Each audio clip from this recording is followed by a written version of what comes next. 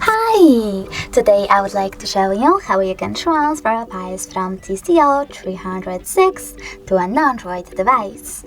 First of all, go into Play Store on both of them and install free app called Send Anywhere. Then open it. Now you need to choose I accept, confirm and continue. Then tap on Allow. Finally, select Receive on an Android and Send on TCL. Then tap on all of those dots on TCL smartphone and select Send. This way you can choose all of them and transfer them later on. It will take a long time though, so I will grab only this one photo, choose Send and tap on Got It. Over here on an Android, choose No Thanks, close this window, and finally we have two ways to collect.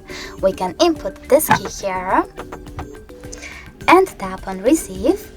But we can also just click on this scanning icon on Android smartphone, select while using the app or only this time, and point it on this QR code. After that, after a couple of seconds, as you can see, my photo was successfully sent.